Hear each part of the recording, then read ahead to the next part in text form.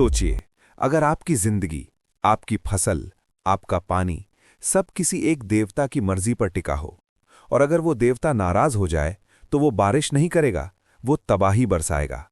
लेकिन इतिहास में एक दिन ऐसा आया जब एक बालक ने कहा, भगवान वो नहीं जो डर से पूजा जाए, और उसी दिन इंद्र का युग खत्म होने लगा।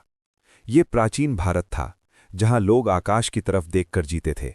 बारिश हुई तो जीवन, बारिश रुकी तो भूख, और बारिश अगर ज्यादा हो जाए तो मृत्यु।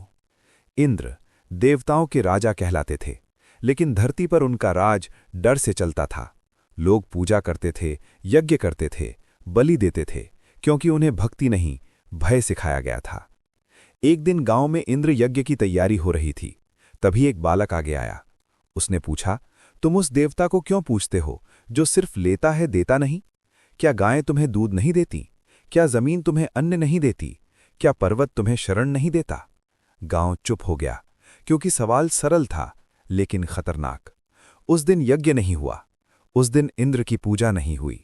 उस दिन पहली बार लोगों ने डर के बिना धरती और कर्म का सम्मान किया, और उसी क्षण आकाश में कुछ टूट गया।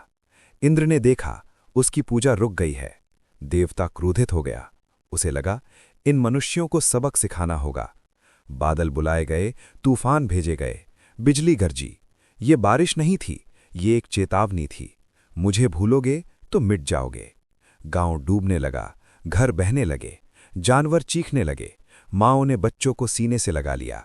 लोग समझ गए, ये प्रकृति नहीं, अहंकार का प्रहार है। और तभी वो बालक फिर सामने आया। उसने पर्वत उठाया। कोई युद्ध नहीं, कोई क्रोध नहीं, सिर्फ संरक्षण। 7 दिन 7 रातें आसमान बरसता रहा, लेकिन धरती सुरक्षित रही। और पहली बार देवताओं का राजा असहाय दिखा। इंद्र समझ गया, ये शक्ति नहीं, ये सच है।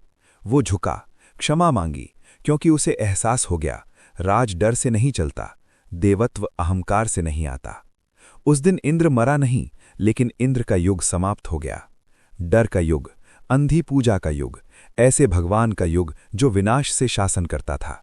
और शुरू हुआ एक नया युग, जहां भगवान पास होता है, रक्षक होता है, और इंसान को डर नहीं, समझ देता है। कृष्ण ने इंद्र को हराया नहीं, उन्होंने इंसान को डर से आजाद कर दिया।